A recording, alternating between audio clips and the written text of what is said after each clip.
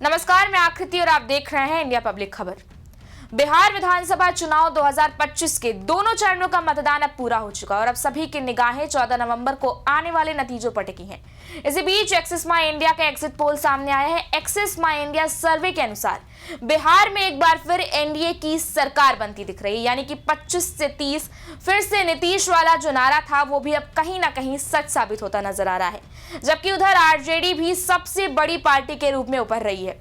सर्वे की माने तो एनडीए गठबंधन को 121 से 141 सीटें मिल सकती हैं, वहीं महागठबंधन यानी कि इंडिया ब्लॉक को 98 सीटों से 118 सीटें मिलने का अनुमान है, जबकि अन्य दलों को 5 से 10 सीटें मिलने की संभावना जताई गई है। यानी कि सर्वे के नतीजे बताते हैं कि मुकाबला कड़ा है, लेकिन बहुमत की रेखा पार करते हुए नीतीश कुमार के नेतृत्व वाला एनडीए सरकार बनाने की रेस में फिलहाल सबसे आगे है।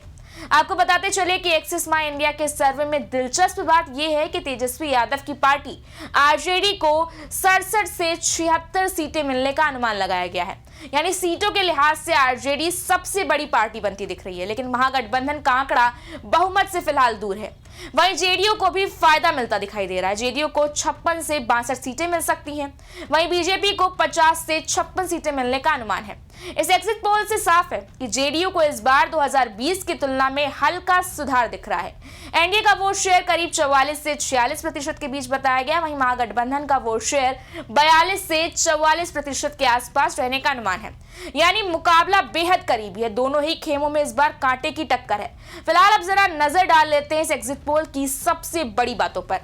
एक्सिस माई इंडिया एग्जिट पोल के सर्वे की माने तो चंपारण की 21 सीटों में से 12 पर एनडीए को बढ़त मिलती दिख रही है, वहीं 9 सीटें महागठबंधन के खाते में जाती दिख रही हैं।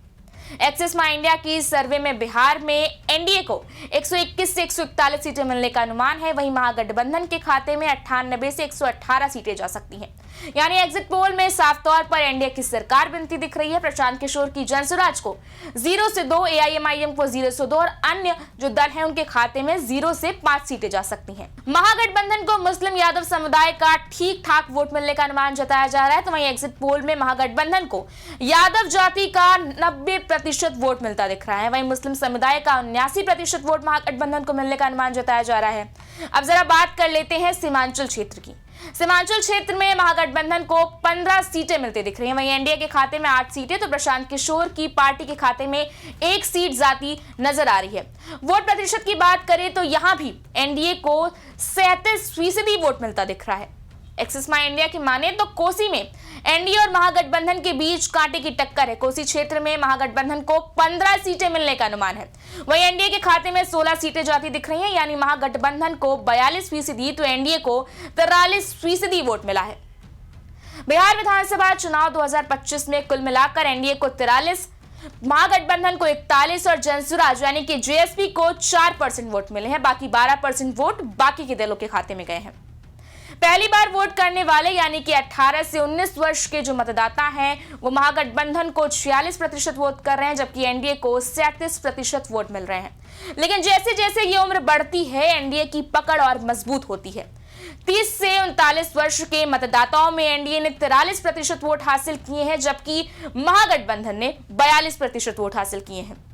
जनसुराज का 4% का जो वोट शेयर है वो भले ही छोटा दिखता है, लेकिन ये कई सीटों पर निर्णायक भी साबित हो सकता है। जनसुराज के समर्थकों में बहुलता पूर्व एनडीए मतदाताओं की है, यानी कि अगर जनसुराज मैदान में नहीं होती तो ये मत एनडीए को मिलते। इस तरह 3% तक का वास्तविक नुकसान जो है वो एनडीए के खाते में फिलहाल दर्ज हो रहा है और जाहिर है कि बिहार जैसे करीबी मुकाबले में ये डेंट सत्ता समीकरण को भी बदल सकता है। बात करें अब ग्रामीण और सीमांचल के इलाकों में तो महागठबंधन को खासा लाभ होता दिख रहा है। युवाओं और पहली बार वोट देने वालों में आरजेडी और कांग्रेस गठबंधन को हल्की बढ़त मिलती दिख रही है। वहीं शहरी और मध्य आयु वर्ग के मतदाता अब भी एनडीए के पक्ष में झुके दिख रहे हैं, लेकिन जनसुराज का प्रभाव भी इन्हीं तत्वों में ज्यादा रहा है। या फिर एक बार आपको बता दें कि एक्सिस माई इंडिया एग्जिट पोल में एनडीए को 43%, महागठबंधन को 41% और जनसुराज यानी कि जेएसपी को 4% वोट मिले, जबकि 12% अन्य दलों को गए हैं। और उधर अब बात कर लेते हैं कि बिहार का अगला मुख्यमंत्री आखिर कौन होगा। ये सवाल जब उठाया गया तो नीतीश कुमार को 22% और तेजस्वी यादव के लिए 34% लोगों ने वोट किया। और यही चीज जब आप जनता के बीच में जाते हैं तो जो महागठबंधन के समर्थक हैं वो खुलकर ये बात कह रहे हैं कि अगला मुख्यमंत्री अगर किसी को होना चाहिए तो वो है लालू पुत्र तेजस्वी यादव। इस बार तेजस्वी का राजू तिलक जरूर होना चाहिए, लेकिन इनकार तो इस बात से भी नहीं किया जा सकता कि नीतीश कुमार का नाम लेने वाले भी कई लोग आपको देखने को मिलते हैं, और वहीं कुछ लोग चिराग पासवान और भाजपा वाले भी हैं। यहाँ पर 5% लोग ऐसे हैं जो चिराग पासवान को सीएम बनाना चाहते हैं, तो वहीं सिर्फ 2% ऐसे लोग हैं जो सम्राट चौधरी को सीएम बनाना चाहते हैं, और कुल 14% लोग ऐसे हैं जो चाहते हैं कि बीजेपी का कोई कैंडिडेट ही सीएम बने। यानी कि कुछ ऐसे लोग भी हैं जो ये कह रहे हैं कि नीतीश कुमार का समय अब खत्म हो गया और अब कोई नया चेहरा सामने आना चाहिए, जो कि जाहिर है कि भाजपा से हो। मतलब कुल मिलाकर नीतीश का 22 और भाजपा का 14% मिला ले तो ये कुल 36% होता है।